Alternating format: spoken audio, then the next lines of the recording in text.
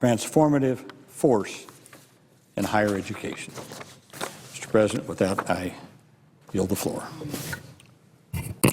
Good job. Mr. President. Senator from Vermont. Mr. President, the senator from Oklahoma, Senator Jim Inhofe, is a friend of mine. And while we have strong philosophical and political differences, we have had a very positive personal relationship since I entered the Senate 5.5 years ago. I like Senator Inhofe, and on occasion, despite our political differences, we have been able to work together as members of the Environment and Public Works Committee, on which we both sit. And I especially want to applaud the senator for his strong efforts on the recently passed transportation bill, in which he led the effort in getting his fellow Republicans to move forward on the vitally important issue of rebuilding our crumbling infrastructure, in this case roads and bridges. Unfortunately, Mr. President, Senator Inhofe has some very radical views regarding global warming, and I believe he is dead wrong and dangerously wrong on this issue. Not only is he wrong, but because he is the leading Republican on the Environment Committee, his views hold great influence over other Republicans in the Senate, in the House, and across the country. And because many Republicans follow Senator Inhofe's lead, it means we are making very little progress here in Congress in combating what most of the scientific community sees is a global environmental crisis. I am on the floor today to ask Senator Inhofe to rethink his views on this enormously important issue and to ask my Republican colleagues to do the same. I am asking them to join the overwhelming majority of scientists who have studied and written about this issue in understanding that, one, global warming is real. Global warming is real. Two, global warming is significantly caused by human activity. Three, global warming is already causing massive and costly destruction to the United States and around the world, and it will only get worse in years to come. I am also asking Senator Inhofe and my Republican colleagues to understand that the United States, with all of our knowledge, with all of our expertise, with all of our technology, can and must lead the rest of the world, who must follow our efforts in cutting back on carbon emissions and reverse global warming. And to understand that when we do this, when we transform our energy system away from fossil fuels and enter into energy efficiency and sustainable energy, when we do that over a period of years, we can create millions of good-paying jobs. Mr. President, what I want to do this afternoon is nothing more than to simply quote some of the statements and assertions that Senator Inhofe has made and to express to you why he is dead and dangerously wrong on this vitally important issue. Mr. President, on July 11th, just 2.5 weeks ago, Senator Inhofe spoke on this floor, reiterating his long-standing views on global warming. And what he said during that speech is pretty much what he has been saying for years. I read that speech, his July 11th speech, and I want to use this opportunity to comment on it. Specifically, I want to discuss a number of observations in which Senator Inhofe is completely wrong. First and foremost, Senator Inhofe tells us in his speech that global warming science is wrong. First and foremost, Senator Inhofe tells us in his speech that global warming science is wrong.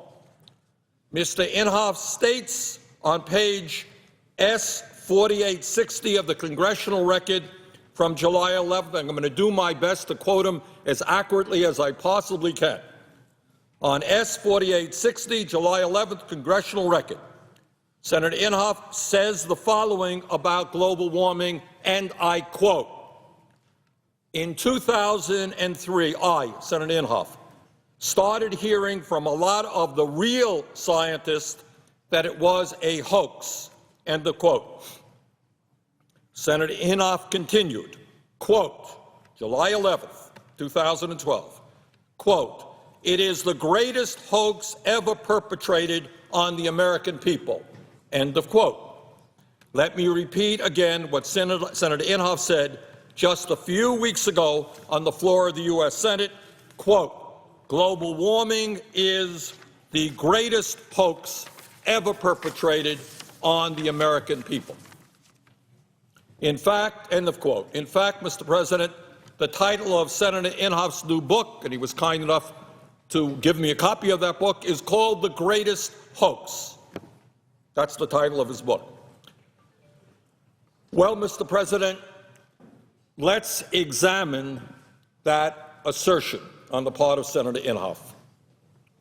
The United States Global Change Research Program, which was supported and expanded by President George W. Bush, a conservative Republican, and which includes scientists at NASA, EPA, the Department of Defense, the Department of Agriculture, the Department of Energy, the State Department, the Department of Health, the Department of Transportation, Commerce, and Interior. What they have said, and I quote, "Global warming is unequivocal and primarily human-induced," end of quote. Senator Inhofe has said global warming is a hoax, but the Global Change Research Program, which brings together many departments of the United States government, they say, and I quote, "Global warming is unequivocal and primarily human-induced," end of quote. Mr. President, our National Academy of Sciences, joined with academies in Brazil, Canada, China, France, Germany, India, Italy, Japan, Mexico, Russia, South Africa, and the United Kingdom, they came together to say, and I quote, "The need for urgent action to address climate change is now indisputable." Now indisputable, end of quote. Senator Inhofe, global warming is a hoax. Academies of science all over the world state, and I quote, "The need for urgent action to address climate change is now indisputable."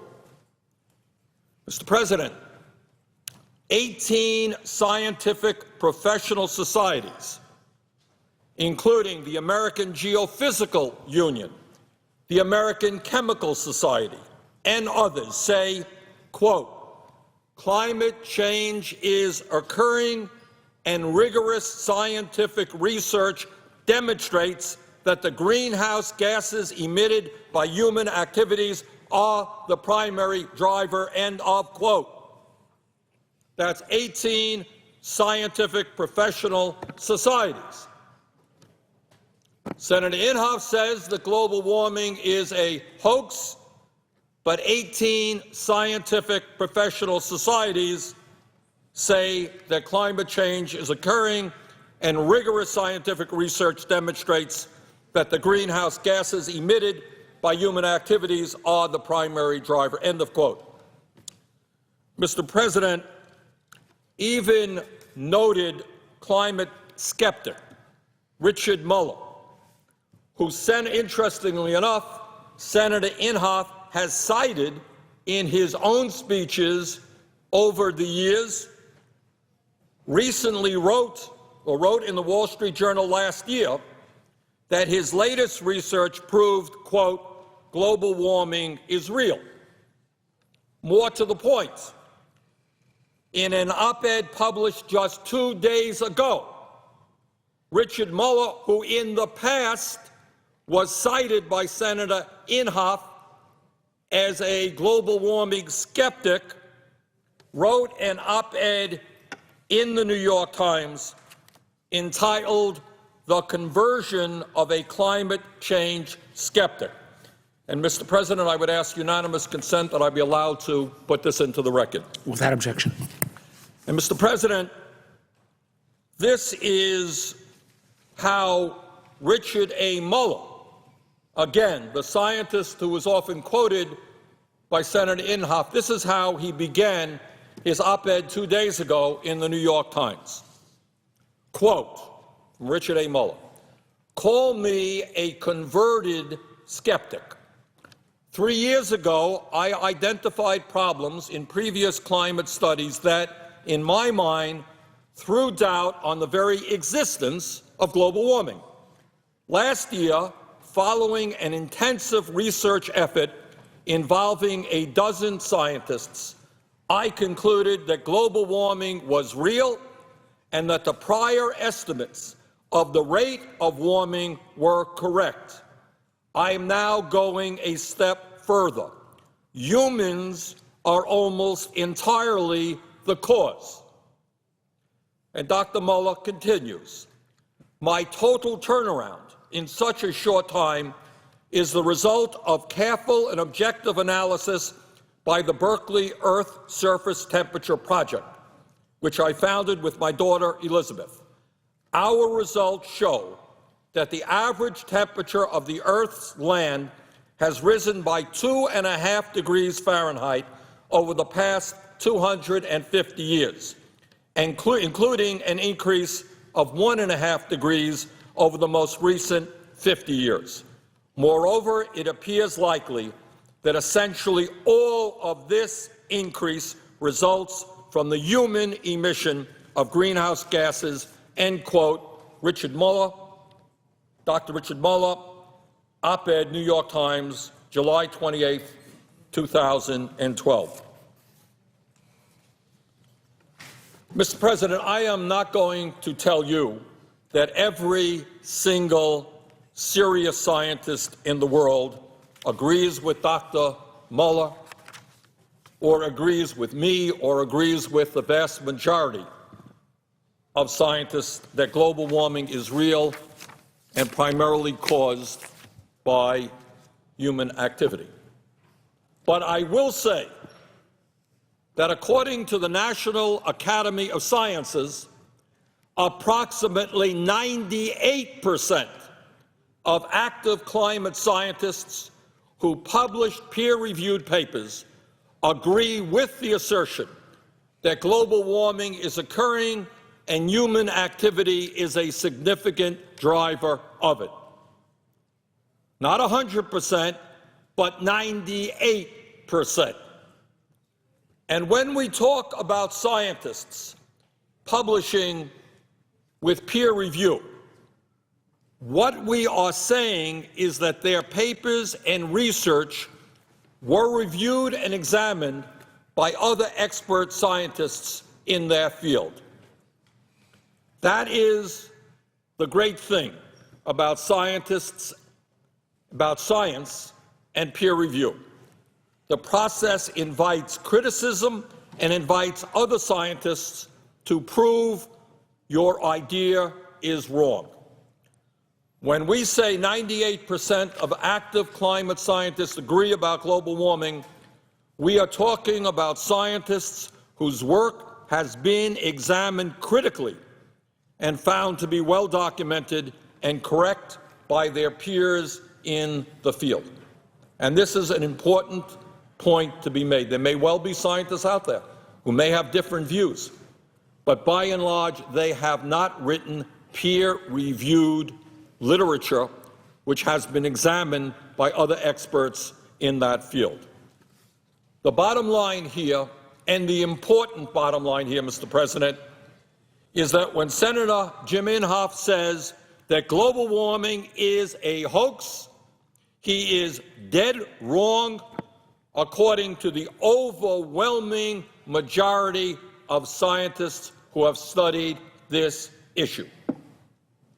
And I hope very much, and I mean this sincerely, because this is an enormously important issue, that Senator Inhofe will rethink his position and that those Republicans who have followed Senator Inhofe's lead will also rethink their position. Now, Mr. President, in July of 2010, in an interview with ABC News, Senator Inhofe said, and I quote, "We are in a cycle now that all the scientists agree is going into a cooling period." Let me repeat that, because I don't want anyone to think that I made a mistake about what I said. July 2010, ABC News, Senator Inhofe, quote, "We're in a cycle now that all the scientists agree is going into a cooling period," end of quote. On July 11th, on the floor of this Senate, Senator Inhofe stated in his remarks, and this is on page S-4860 of the congressional record. I want everyone to make sure I am not misquoting Senator Inhofe. I would not do that. S-4860, July 11th, congressional record. I quote, "We went into a warming period that went up to the turn of the century. Now it is actually going down into a cooling period again," end of quote, Senator Inhofe, July 11th, 2012. In other words, as I understand it, Senator Inhofe is saying that since the year 2001, we are in a cooling period. Unfortunately, Senator Inhofe's assertion that we have entered a cooling period could not be more incorrect. Let us look at what the scientific data shows us. Mr. President, the last decade was not one where our temperature got cooler. It was, in fact, the very opposite. According to NASA, the last decade was, in fact, the warmest on record, using temperature records that date to the late 1800s. NASA data shows that 9 of the 10 warmest years on record occurred since 2000, when Senator Inhofe says we went into a quote-unquote cooling period. So NASA says that the last decade was the warmest on record. Senator Inhofe says we have gone into a cooling period. But it is not just NASA making this finding. The National Oceanic and Atmospheric Administration, NOAA, issued a report from 300 scientists in 48 countries that confirmed that the last decade was the warmest on record. The warmest on record at a time when Senator Inhofe tells us we're going into a cooling period. The World Meteorological Organization also confirms that the last decade was the warmest on record, and they found the 13 warmest years on record have all occurred since 1997. So the American people and my Republican friends are going to have to make a decision. Is Jim Inhofe right that we're entering into a cooling period? Or is NASA and the National Oceanic and Atmospheric Administration correct in saying that the last decade was extremely warm and, in fact, the warmest on record? As my fellow Vermonter Bill McKibben recently pointed out, globally we have seen 327 consecutive months where the temperature exceeded the global average for the 20th century. Senator Inhofe tells us the world is getting cooler, but the science shows us that we have just experienced the warmest decade on record. Somebody is right and somebody is wrong here, and I do not believe that Senator Inhofe is right. Mr. President, Senator Inhofe stated on July 11th on page S4862 of the congressional record, and I quote, "One thing we did find out when we got a report from several universities, including MIT, was that the cost of this, if we were to pass any of the bills, would have been between $300 and $400 billion a year," end of quote. Now, this is not the first time that Senator Inhofe has asserted that the cost of cutting greenhouse gas emissions is $300 to $400 billion a year. In an interview with Fox News on February 11, 2010, Senator Inhofe was asked by the Fox anchor about the cost of global warming legislation, and he responded, quote, "It would cost between $300 billion and $400 billion a year." Senator Inhofe gets his estimate by looking at worst-case scenarios from an out-of-date report that looked at legislation from 2007. Mr. President, the truth is, however, that more recent research proves that we can take strong action to cut emissions while at the same time growing our economy and saving Americans substantial sums of money on their energy bills. For example, a 2009 study from McKinsey consulting firm found that the United States can meet our 2020 targets for greenhouse gas emission reductions just through cost-effective energy efficiency efforts, with a net savings for American consumers of $700 billion. A 2010 report from the American Council for an Energy Efficient Economy found that by doing things nationally, that many states, including the state of Vermont, my own state, are already doing what states are doing on energy efficiency already, we could achieve substantial benefits. The study found by investing aggressively in energy efficiency in our buildings, in our schools, in our factories, in our transportation systems, we would create over 370,000 net new jobs by 2020, boost our rate of economic growth and GDP, and save households significant sums of money on their energy bills, all while vastly exceeding our 2020 target of cutting greenhouse gas emissions 17% from 2005 levels. In this scenario, we could cut emissions over 30% by 2020 as we create jobs and as millions of people save money on their energy bills. To my mind, creating jobs, cutting greenhouse gas emissions, and saving money on people's fuel bills is a win-win-win situation.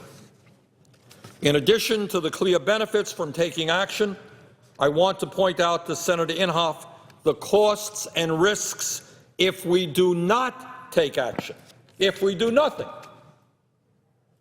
The alternative is we step back, we don't do anything. What happens?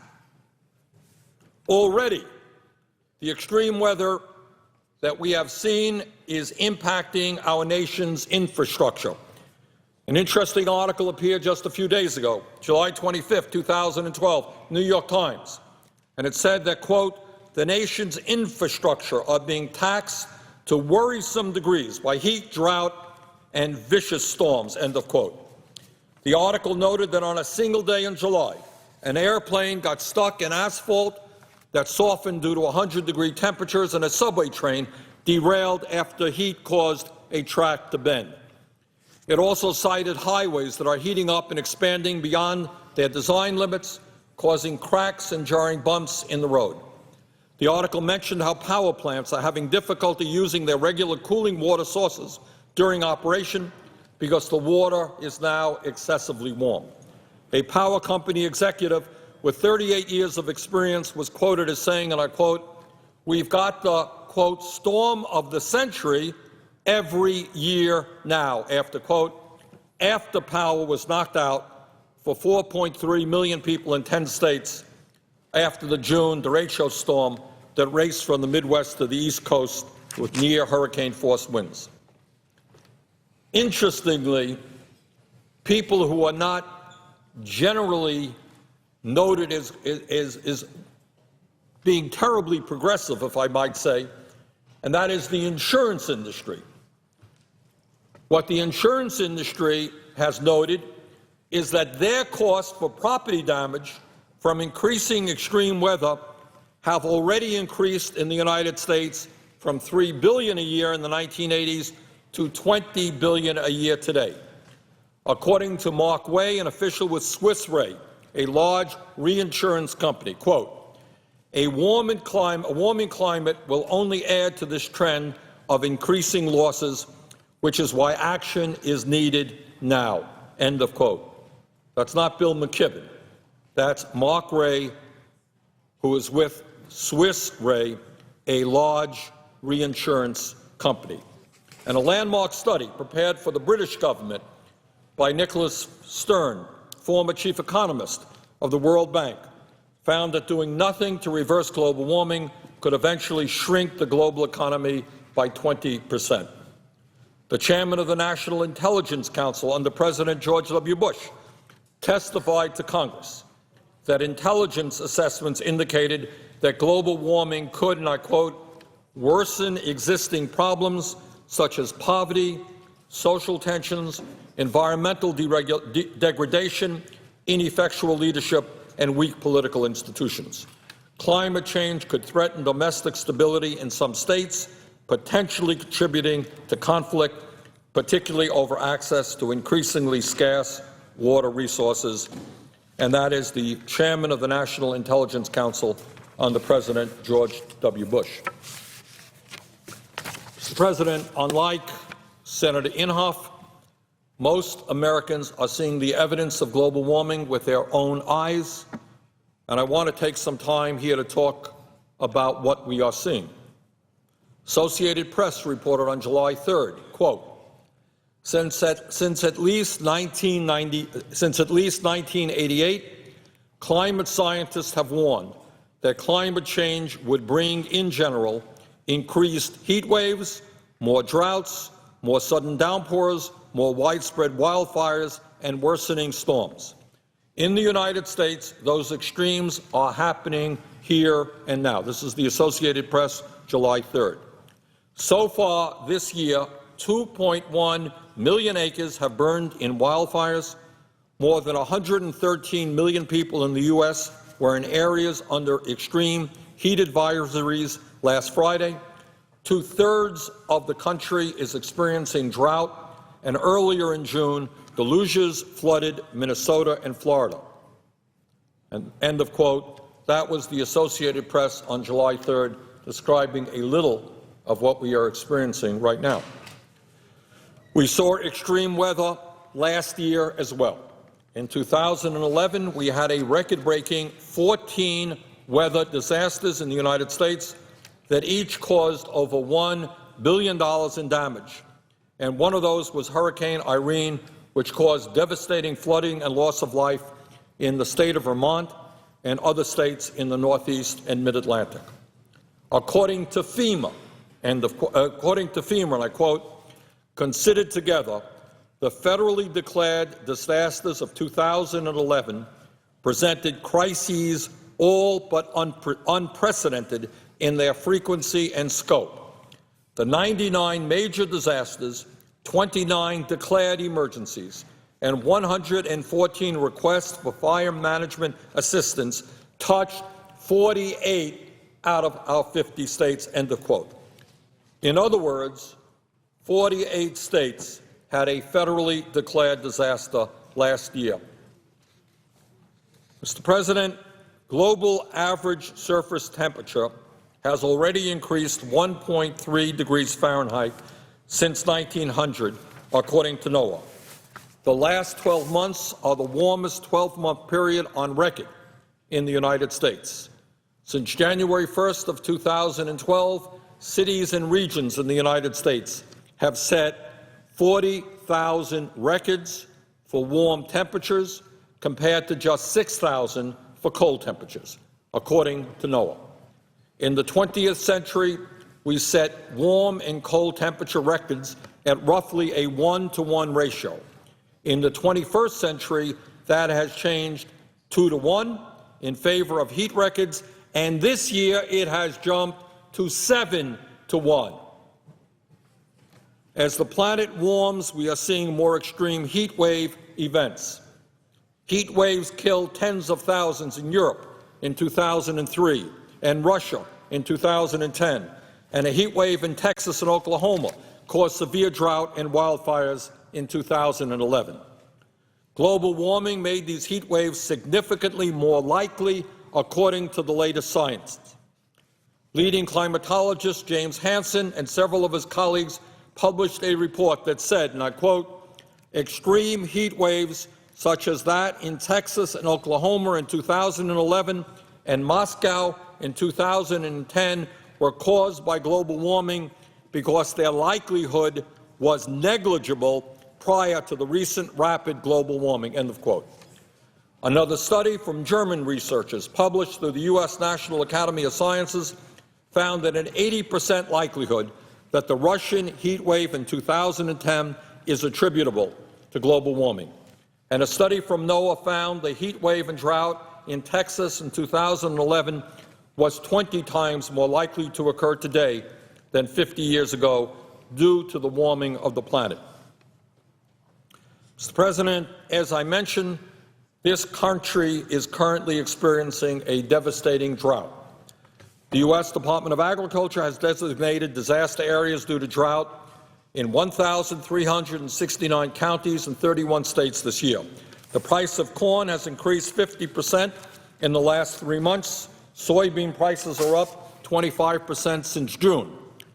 This is because 78% of the corn crop and 77% of soybean production are in drought-affected areas. This is not the first time we have seen devastating droughts spike food prices in recent years. Severe drought in Russia in 2010 led that country to ban exports of grain, which contributed to a near doubling in wheat prices over a 2-month period in that year. The worst drought in China in 60 years occurred last year in 2011, affecting 12 million acres of wheat and contributing, along with floods in Australia and the drought in Russia, to record food prices. Some commentators cited the record food prices caused by these extreme weather events as contributing to unrest. When food prices go up, there is often instability in countries around the world, including the Middle East and Africa. Mr. President, sea levels have already risen 7 inches globally, according to EPA. We have seen during the last 3 summers record low levels of Arctic sea ice, and we know from NASA satellites that Antarctica is losing 24 cubic miles of ice every year. In Glacier National Park in this country, we had 150 glaciers when it was formed in 1910, but today only 25 remain. Some studies predict sea level rise of 5 feet or more by the end of this century, but even if sea levels rose 3 feet, cities like Miami, New Orleans, Charleston, South Carolina, Oakland, California, and others could find themselves partially underwater. Mr. President, the average annual acreage consumed by wildfires in the United States more than doubled during the last decade compared with the previous 4 decades. Last year in Texas, wildfires destroyed 2,700 homes. This year in Colorado, the most destructive wildfire in that state's history destroyed 350 homes. Wildfires in Colorado this year caused tens of thousands to evacuate their homes. In New Mexico, we saw the largest wildfire in that state's history. This year burned more than 170,000 acres. That broke the previous record, which was set just last year when a fire burned more than 150,000 acres. Mr. President, last year, floods along the Mississippi River caused $2 billion in damage. Floods in North Dakota displaced 11,000 people from their homes. Record floods in Australia in 2011 caused its state of Queensland to conduct the largest evacuation in its history. Floods in Pakistan in 2010 killed 2,000 people and left a fifth of that nuclear-armed nation underwater for weeks. That is the kind of potentially destabilizing extreme weather events the folks at the Department of Defense and the CIA worry about. I could, unfortunately, Mr. President, go on and on. The bad news is, if we do nothing, the science is clear that temperatures will continue to increase, sea levels will continue to rise, and extreme weather will become more frequent and more devastating. The good news is, and it is very good news, is that we now have the technology, we have the knowledge, we have the know-how to cut emissions today through energy efficiency and through moving towards such sustainable and renewable technologies as solar, wind, geothermal, and biomass. Mr. President, it is time for Congress to get serious about global warming and to work to transform our energy system to sustainable energy. And that starts by beginning to understand that global warming is real and that if we do not address it now, it will only get worse and bring more danger to this country and to our planet. Would the senator yield for a unanimous consent request? Yeah. I ask for unanimous consent, Mr. President, at the conclusion of the remarks of my friend from Vermont that I be recognized as in morning business for such time as I shall consume. Is there objection? Without objection. Thank you. Mr. President, and I'm glad to see my friend from Oklahoma down here on the floor, I want to conclude by reading a review of Senator Inhofe's book, which is called The Greatest Hoax, by a gentleman named J.C. Moore. This review by J.C. Moore was published in the Tulsa World, which is, I suspect, the largest newspaper in the state of Oklahoma. J.C. Moore is a native Oklahoman, and that's the same state that Senator Inhofe, of course, represents, and a Ph.D. who taught chemistry and physics. And he is a member of the American Geophysical Union. And this is what Mr. Moore wrote. He said that, and I quote, "Inhofe claims he is winning in his fight to debunk global warming," end of quote. After discussing the scientific consensus among climate scientists and major scientific institutions all over the world, Moore writes, and I quote, "Inhofe's greatest adversary is nature itself.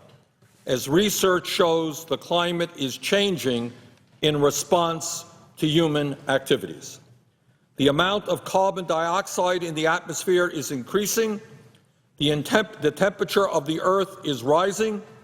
The oceans are becoming more acidic. Glaciers and polar ice caps are melting. Sea levels are rising. The probability of severe weather events is increasing, and weather-related natural disasters are becoming more frequent and more costly. It is time we examine more closely who is actually winning by ignoring science," end of quote. And that is, as I understand it, from a review of Senator Inhofe's book, The Greatest Hoax, by a gentleman named J.C. Moore in the Tulsa World. Mr. President, there is much, much more to be said on this issue. And there is much more to be said because here on the floor of the Senate, we are saying virtually nothing. And I might say, Mr. President, that we look pretty dumb to the rest of the world by ignoring what many scientists believe is the major environmental crisis of our time, which, if we don't get a handle on, will have profound impacts on the well-being of this country and countries throughout this world. So I say to my friend, Senator Inhofe, and he is my friend, and I see him here on the floor, I say I hope very much that you will rethink your position. I hope that those Republicans who are following your lead will rethink their position. Because, Mr. President, nothing less than the future of our planet is at stake. And with that, Mr. President, I am happy to yield the floor to my friend, Senator Inhofe of Oklahoma. Mr. President. Senator from Oklahoma. Mr. President, first of all, something that my friend from Vermont said just a minute ago will surprise a lot of people, and that is that we are friends. It's kind of strange. People don't understand they can be violently opposed to each other in this body and yet be very close friends. My friend from Vermont is of a different philosophy than I am, and I think that's the nice thing about both the House and the Senate. You have people with different philosophies believing different things. And somewhere in the midst of this thing, the truth does ultimately kind of come out, most of the time, I'd say, and I think we'd probably agree with that. And so one thing I like about my friend from Vermont is that he really believes. He's willing to stand up and fight for something that he believes. I'm not going to suggest that there are hypocrites in this body. I wouldn't say that at all. But when you look around the political scene, you see people who will say things that somehow might ingratiate a block of people that are wanting to have support. Maybe it's for the next election, maybe it's for a cause. But that's not the case with my friend from Vermont, because he believes in his heart everything that he says. And I would much prefer, I sometimes talk to young people who come in as interns. I said, you know, that there are varying philosophies in the United States Senate and in the House, and that is you have extreme liberals who believe that our country should have a greater involvement in the decisions that we make. We have conservatives, like I am, who believe that we have too much government in our lives as it is. I mean, that's just a basic difference. But I say to them, even though I'm on the conservative side, I'd rather you be a far outspoken liberal extremist than be in the mushy middle and not stand for anything. My friend from Vermont is not in the mushy middle. He stands for something, and I love him for it. You know, it was not too long ago that another friend in his office, who's his press secretary, we're very close friends, he said something, and I don't want to misquote him, but he said, you know, you ought to give my boss would like to have a copy of your book. I said, not only will I give him a copy, I'll autograph it for him, but with one commitment. That is, he's got to read it. And he kept that commitment. I can tell by the things that he has said here today. Let me just kind of go over a few things that were said, and I think it's interesting. This Dr. Richard Mueller, I can't recall too much about him, but I do know that he was listed among scientists who were skeptics. Now, for the benefit of people who may not know the terminology, I refer to an alarmist as someone who really thinks there's great alarm because something is happening, the end of the world's coming because of global warming. And skeptics are those like myself who don't believe that. Well, he apparently has changed from a skeptic to an alarmist. I would only say this, though, if you go to my website, epw.senate.gov, you'll see over the years, starting, probably 12 years ago, I started naming scientists who are calling me and making statements saying that the IPCC, now that's the United Nations, that's what we're talking about here. The United Nations came out and they came out with a preconceived notion that things that they wanted to believe, a preconceived conclusion. And when they did this, the scientists who were included in the process were scientists who agreed with them. So when I questioned it by standing on the floor, and I don't remember the date of this, my friend from Vermont may remember that, I made statements about 2 or 3 scientists who had called me. After that, the phone was ringing off the hook. A lot of them are out there. Let's keep in mind there are a lot of scientists out there. And we listed in the website, we got up to over 1,000 scientists who declared that they were skeptics about this whole thing. So I could take some gratitude or feelings about the fact that the only scientist who was on the skeptic list who's changed to alarmist is just one. That's one out of 1,000. My friend was talking about the National Academy of Scientists. I think it's kind of interesting because let's remember, it was the National Academy of Scientists who back in the 1975 came out with a report warning of a coming ice age. Now, we're all going to die. Keep that in mind. Whether it's global warming or it's another ice age, we're all going to die. That's the National Academy of Sciences, same group. They, according to a lot of people, they've turned themselves into an advocacy group. I'll quote MIT's Dr. Richard Lindzen. He was the former UN IPCC reviewer. He was talking about Ralph Cicerone, who is the head of the NAS, the president. He said Cicerone of the NAS is saying that regardless of evidence, the answer is predetermined. If government wants carbon control, that's the answer, and that's what the NAS will provide. Controlling carbon is a bureaucratic's dream. If you control carbon, you control life. And so we've had a lot of different varying interpretations of available science over the years. I can recall one of my first introductions to this, and of course, this came way back during the Kyoto Convention. Some people have forgotten that the Kyoto was a convention that was going to give us get everyone to get together under the leadership of the United Nations, and we're all going to reduce our carbon. And they had this big meeting down there. I always remember this. This is the famous Al Gore meeting that was down in called the Earth Summit of 1992. And so they came out with this thing down there that this is going to happen. United Nations said it is, and so they thought everything was fine. Everyone believed it. It was shortly after that that I remember of hearing someone talk about, and you can go back and you look at this, Mr. President. This is not something I'm just saying. There was some statements that were made in the 30-year period. Let's take the 30-year period from 1895 to 1925. That's 30 years. And during that time, everyone feared that another ice age was coming. And they talked about another ice age. And the world is coming to an end. They provided all this documentation during that 30-year period that that's what was happening. Well, anyway, from 1925 to 1945, that 20-year period was a global warming. In fact, that's the first time you ever heard global warming was in that 20-year period that was from 1925 to 1945. And so the world was going to come to an end again. And it was going to be during that period of time due to global warming. Then came the 30-year period from 1945 to 1975. Is my math right there? 40, 50, 60, yeah, 1975.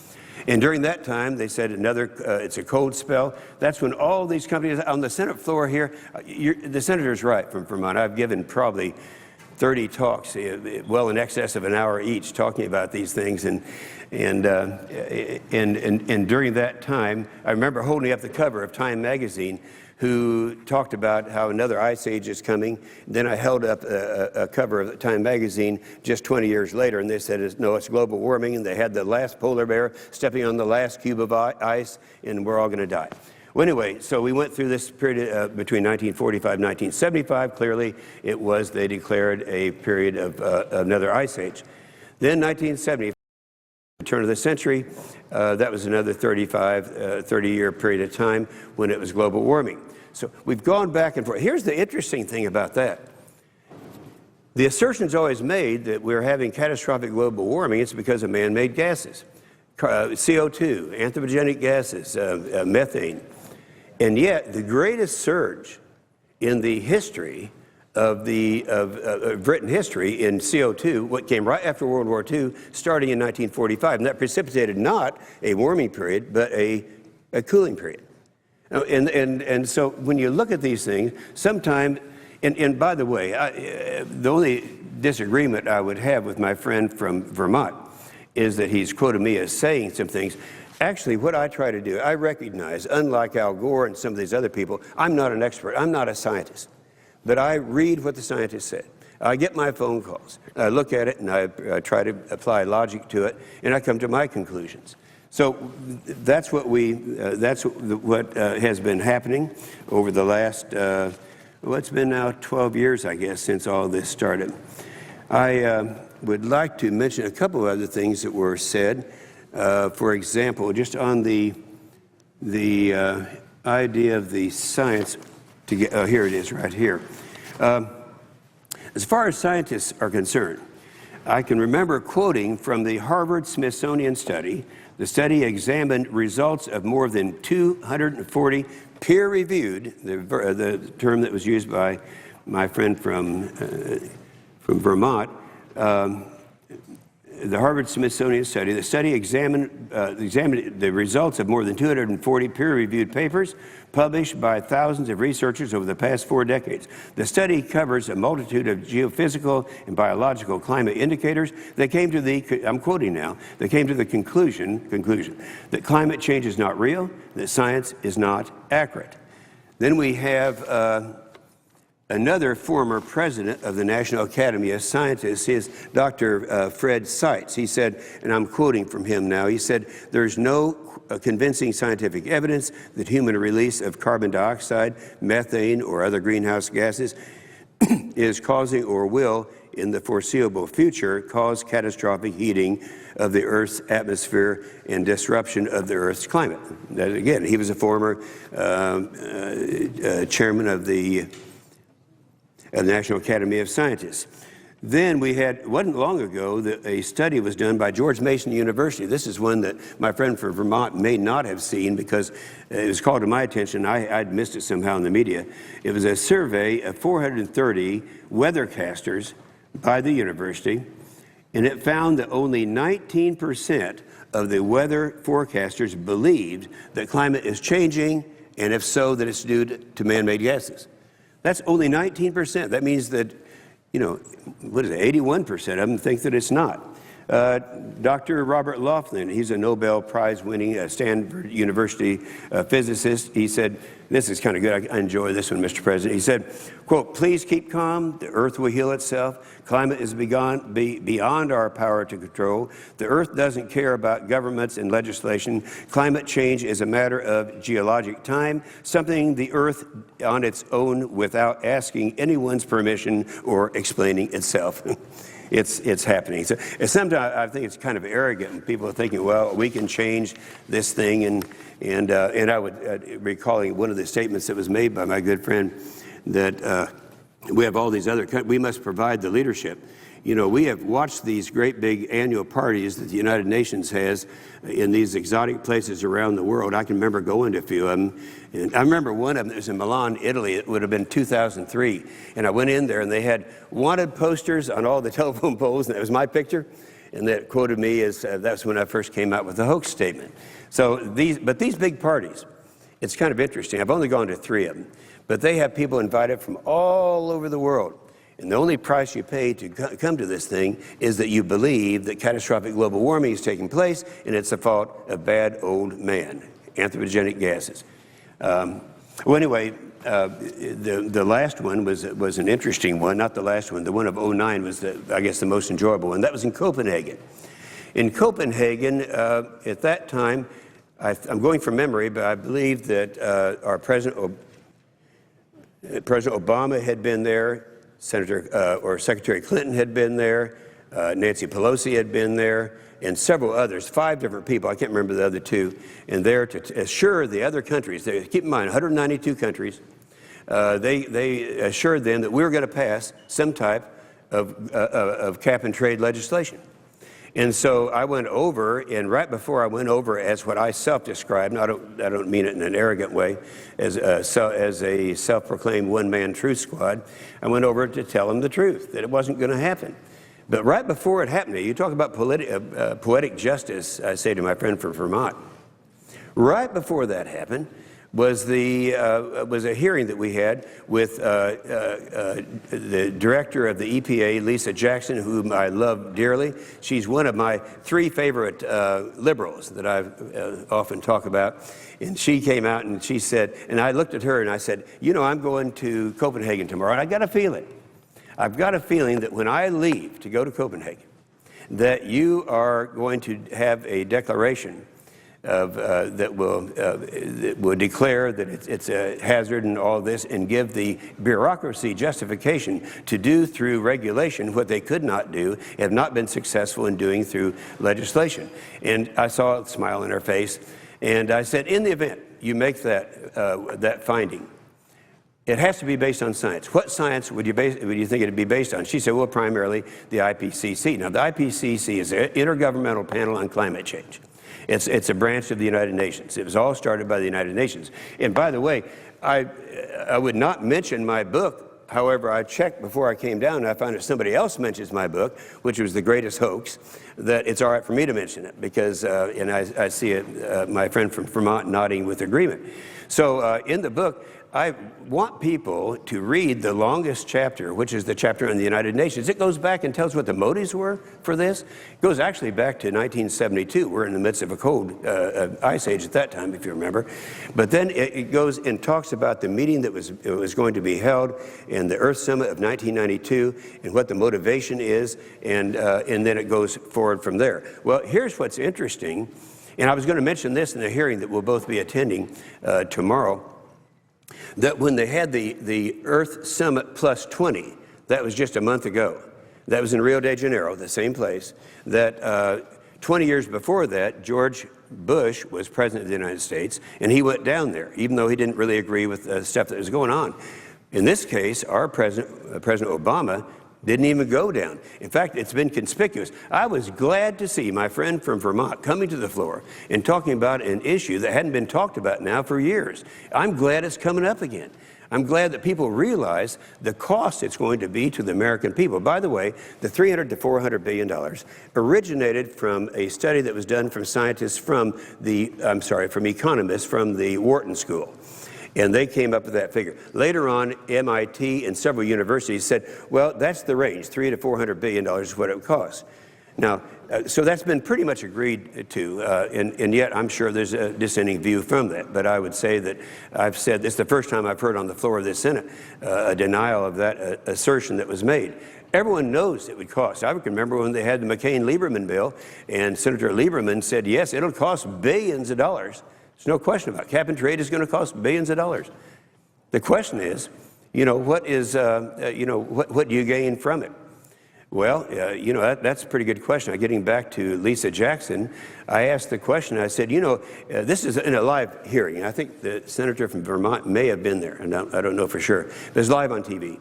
And I said, the assertion has been made that global warming is that if we pass something, we're going to be able to stop this horrible thing that's going on right now. Let me ask you, for the record, live on TV in a committee hearing, if we were to pass the cap and trade bill, I think the cap and trade was the marquee bill at that time. I'm not sure. Cap and trade is cap and trade. They're pretty much the same.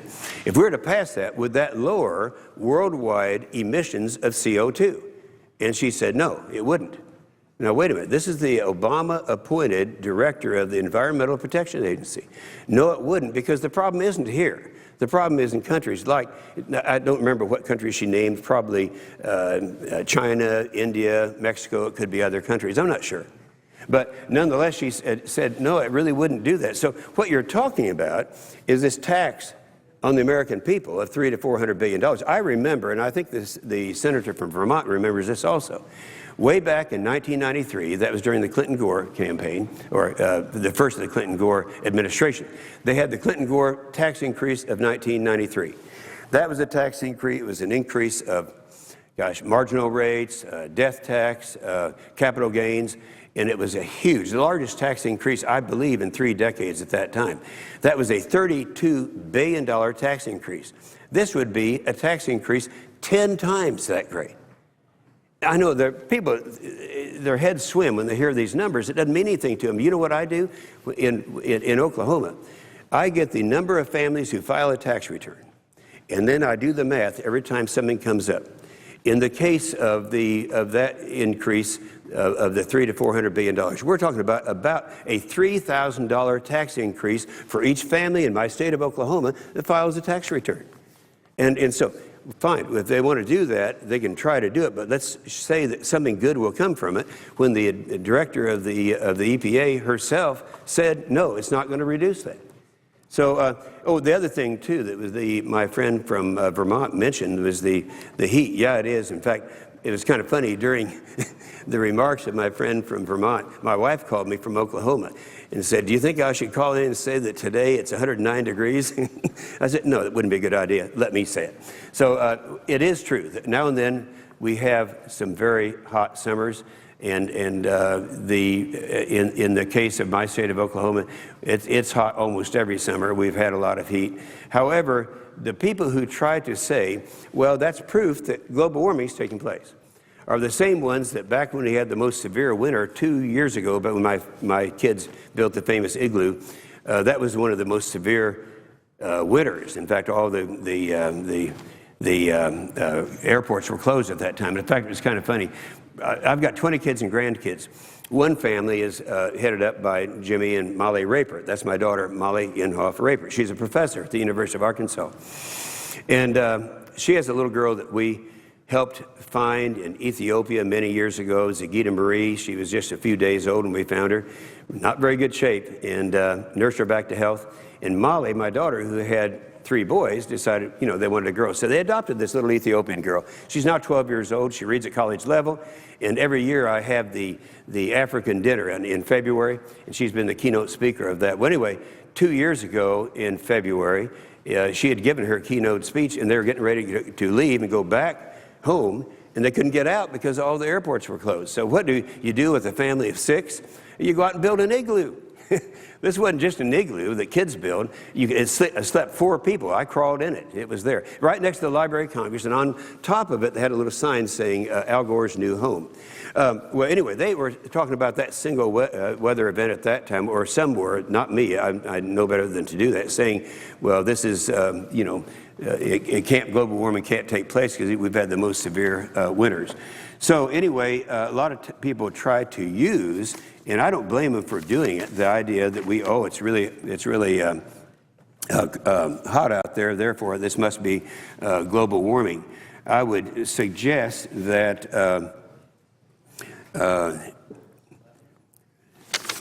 let me find, the one weather events, Roger Pelkey, Jr., professor of environmental studies at the University of Colorado, is quoted, I'm quoting now, over the long run, there is no evidence that disasters are getting worse because of climate change. Judith Curry, the chair of the Georgia Institute of Technology's School of Earth and Atmospheric Sciences, said, quote, I have been completely unconvinced by any of the arguments that attribute a single extreme weather event or a cluster of extreme weather events or statistics of extreme weather events to anthropogenic forcing. Miles Allen, the head of the Climate Dynamics Group, the University of Oxford, Atmospheric, Oceanic, and Planetary Physics Department, said, quote, this is his quote now, he said, when Al Gore said that scientists now have clear proof that climate change is directly responsible for the extreme and devastating floods, storms, and droughts, my heart sank. The other day, I was on the show with Rachel Maddow. I watch Rachel Maddow. She's one of my 3 favorite let me just declare today I have 4 favorite liberals, and you're one of them. You just graduated today. I say that to my friend from Vermont. Anyway, I've been on her show before, and I'm always doing it because they're on the other side of these issues. But her own guy, called Bill Nye the Science Guy, agrees that that is wrong to try to attribute anthropogenic gas or attribute climate to a weather event. There's a big difference between weather and climate. So you have an awful lot of people that are talking about that. My good friend from Vermont mentioned that talked about the global cooling predictions. Let me correct him in saying that I didn't say that. I said that quoting scientists. I try to do that because I don't want anyone to think that I know that much about science, because I don't. A prominent Russian scientist, Abdou Samez, quoted, he said, we should fear a deep temperature drop, not catastrophic global warming. Global warming had a natural origin. CO2 is not guilty. And the second thing here, UN fears more global cooling cometh. IPCC sign. Now, this is IPCC. Now, this is the United Nations. The same people that in my opinion, I do say this, attributing, trying to profit from this thing. They said, well, when I say that, let me clarify that, because when the United Nations comes up with something that is not in the best interest of this country, I've often said, we ought to correct this. And I've written letters signed by members of this Senate, and before that, the House, when I was in the House, saying that you guys are going to have to come to the meeting and talk about this, because it's going to be a serious problem. When you talk about all these things that are going on, it's something that is not actually taking place. So they said, and I'm quoting now, this would be paleoclimate scientist Dr. Bob Carter, James Cook University in Australia, who has testified before the United States Senate Committee on EPW. I was there at that testimony. He said, he noted on June 18th of 2007, quote, the accepted global average temperature statistics used by the Intergovernmental Panel on Climate Change show that no ground-based warming has occurred since 1998. Oddly, this is an 8-year-long temperature stability has occurred, despite an increase over the same period of 15 parts per million of atmospheric CO2. So again, these are scientists, and I know that there are scientists with varying views, but there are sure a lot of them here. Just months before the Copenhagen thing took place, by the way, I kind of enjoyed that trip to Copenhagen, because when I got over there, this again was the meeting where they invite all the people who believe in global warming and make all these countries, 192 countries, believe that if they'll go along with this, they'll get great rewards for declaring that for doing something about global warming. So anyway, I enjoyed that very much, because I was able to go over and show the people what the real truth was in this country. But when Andrew Revkin, just before Copenhagen, that was September 23rd of 2009, the New York Times acknowledged, quote, the world leaders who met at the United Nations to discuss climate change are faced with an intricate challenge, building momentum for an international climate treaty at a time when global temperatures have been relatively stable for a decade and may even drop for the next few years. I look at some of the things. Incidentally, I kind of wish I had known that my good friend from Vermont was going to be talking about this, because I would have been delighted to join in and get a little bit better prepared. But I would say this: the cost. When you say that you're going, where this cost comes from, the $300 to $400 billion, the Kyoto Protocol in cap and trade costs, Kyoto would cost, and this is from the Wharton econometrics forecasting that I mentioned just a minute ago, Kyoto would cost 2.4 million U.S. jobs and reduce GDP by 3.2%, or about $300 billion annually, an amount greater than the total expenditure on primary and secondary education.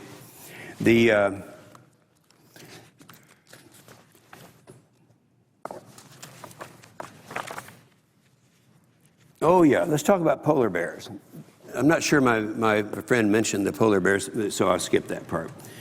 Anyway, let me just say this, that it's become something that has been somewhat of a religion to talk about what's happening, and the world's coming to an end.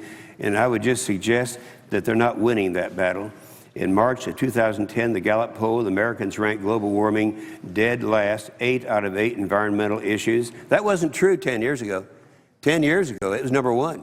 And everyone thought that, and the more people sit back and look at it and study it, they decide, well, maybe it's not true after all. In March of 2010, Rasmussen, 72% of American voters don't believe global warming is a very serious problem. Rasmussen poll, on the same time, only the Democrat base, 35%, now think climate change is man-made.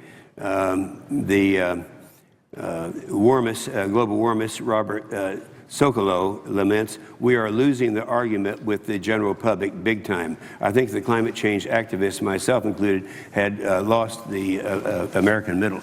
in a way, I'm kind of pleased that it's coming back up to and surfacing now. And I thank my good friend, and he is my good friend. People don't understand. They really don't understand what the Senate's all about. Because the House wasn't that way when I was in the House. But in the Senate, you can love someone and just disagree with them philosophically and come out and talk about it. And I have no doubt in my mind that my friend from Vermont is sincere in what he believes. And you know, I believe he'd say that he knows that I'm sincere with what I believe. And that's what makes this a great body. But I would just say this, it is popular to say the world's coming to an end. And when we look, and historically, I could go back and talk about what's happened over the years, over the centuries really, and going through these periods of time, and it's always that the world is coming to an end. Well, I'm here to announce, and I feel very good being able to do it with 20 kids and grandkids. I'm happy to tell them all right now, the world's not coming to an end. And global warming, we're going through a cycle. We've gone through these cycles before, and every time we go through, I have a part of my book here that I talk about the hysterical things that people were saying back during that period of time I mentioned between 1895 and 1930 about how the world's coming to an end. The same thing from 1930 to the end of the war, and then of course getting into the Little Ice Age. All these things that were taking place. The Little Ice Age from 1945, not the Little Ice Age, but this cooling period. The cooling period that started in 1945 and lasted for 30 years was the time in our history where we had the greatest increase in carbon in the air, the greatest use of that. So it's just inconsistent with what reality was. So I would say to my good friend, I have no doubt in my mind that the senator from Vermont is sincere in what he says. And while he and I are ranked at the extreme sides of the philosophical pendulum, I would say that I know that he's sincere. But I would say also that this is a tough world we're in right now.